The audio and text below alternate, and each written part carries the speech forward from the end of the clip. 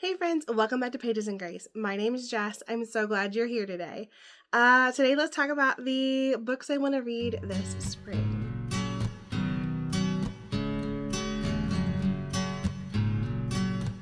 So I would say this is a pile of possibilities. I did a TBR for my winter reading list. It kind of helped me focus on a few books that I want to read and then just have lots of room to add in whatever books I want throughout the season.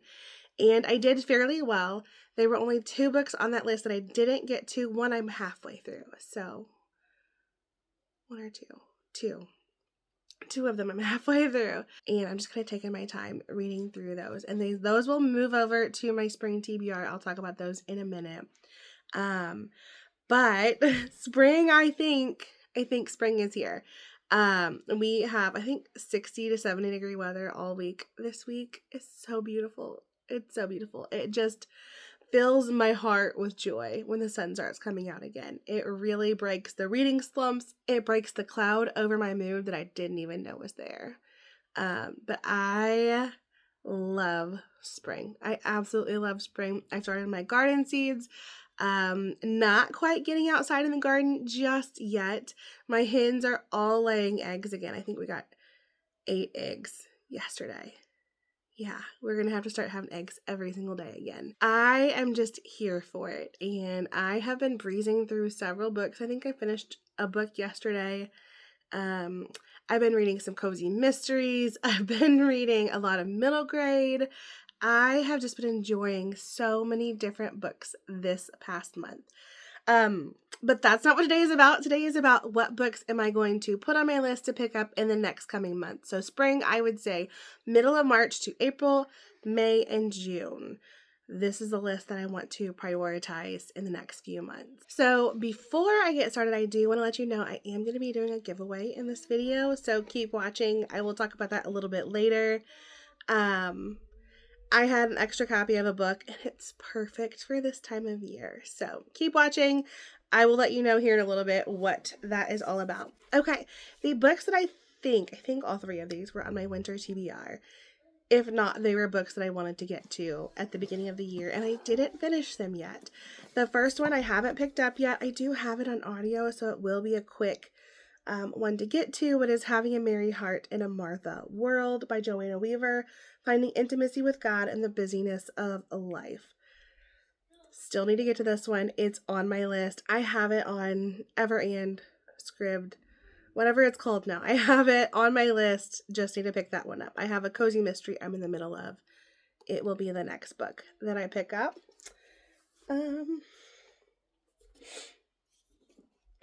And then 2 that I'm in the middle of. One is Izabella by Melissa Miyoko Scott. I am reading this one on my Kindle. Actually, it's on Kindle Unlimited, so I've been reading it there. I'm really enjoying it. I just set it down to finish a book club fantasy book, and I haven't picked it back up yet. So I need to prioritize getting back to this one and one I am so enjoying. And I'm in the middle of a reading vlog that I'm going to try to finish this one in.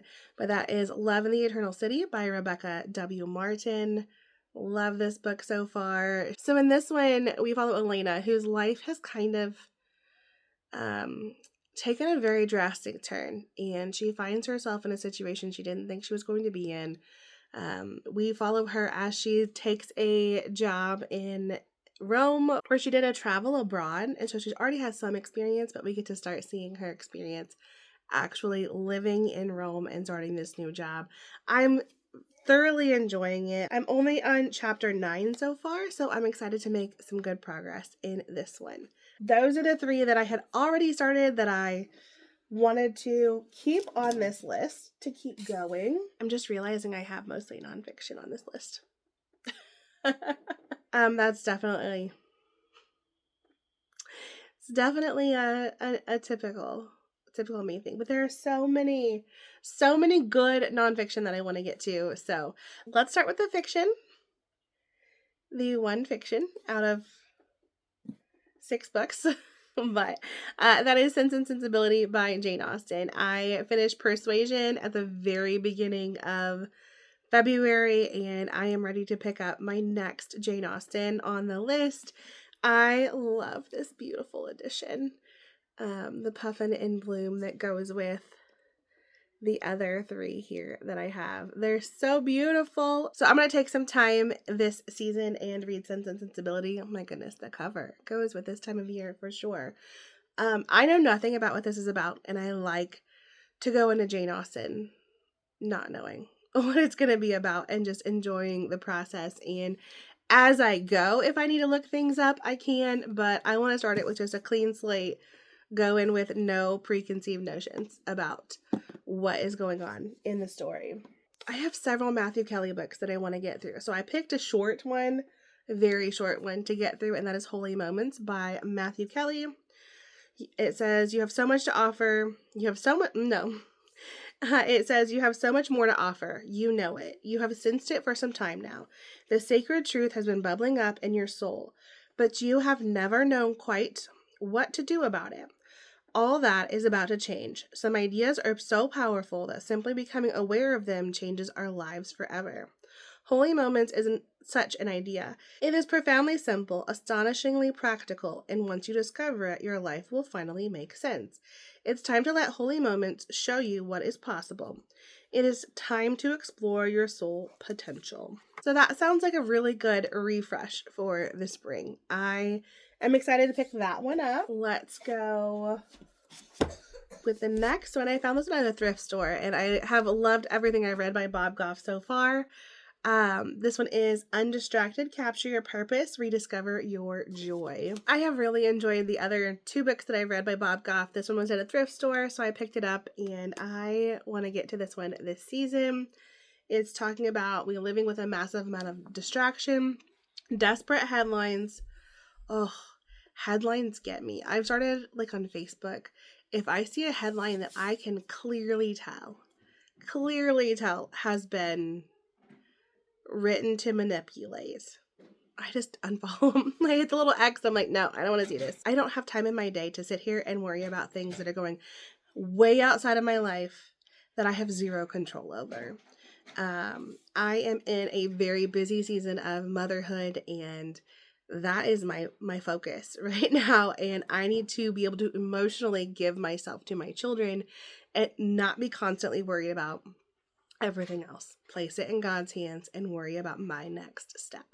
And I hope that first line, smartphone scrolling and endless to-do list, not to mention the nagging question of your heart. Am I making the right decision? Am I the right person? Will my past mistakes keep me from my best future? So that sounds like another really good reminder this time of year. All right, I have a few left. This one is Leave Only Footprints. This is by Connor Knighton. My Acadia to Zion journey through every national park. I have a very lofty dream of visiting every national park someday.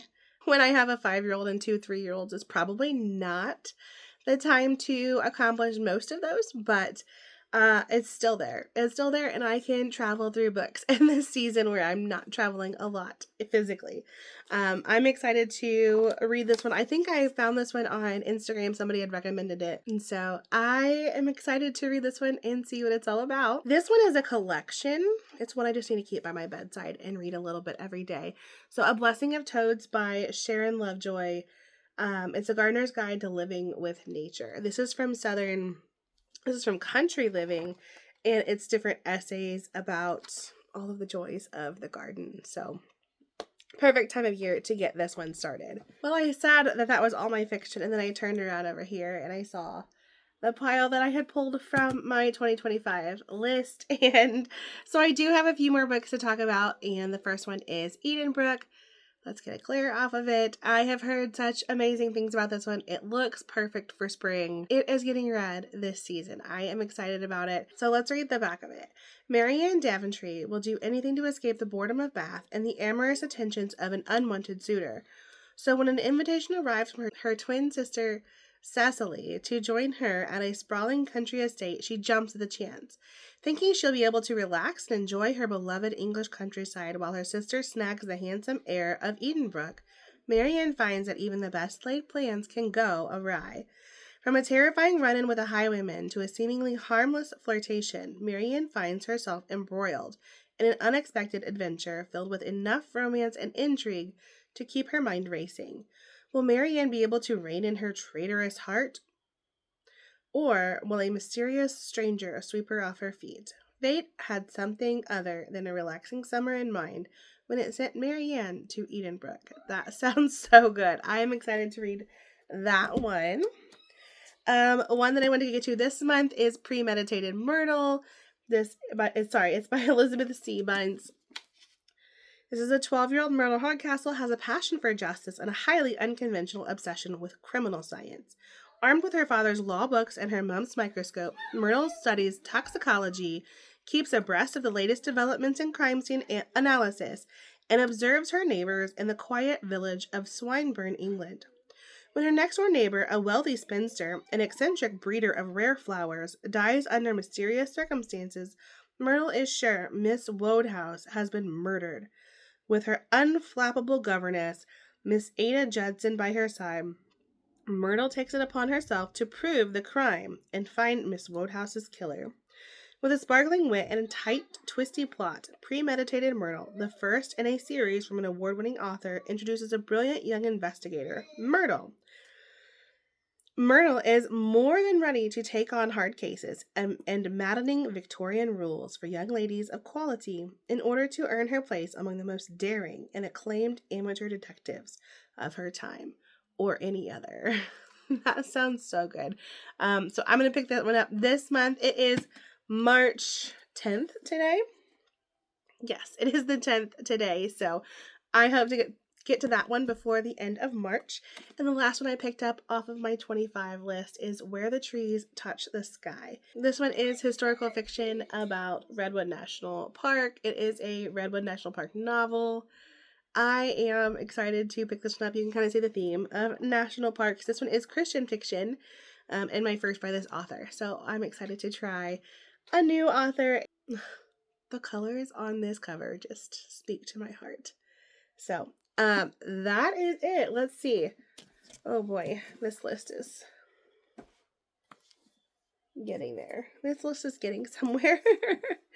Okay.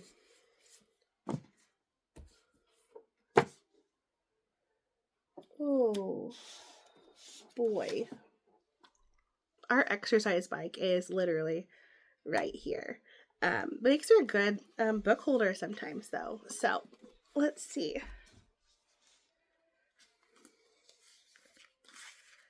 Yikes.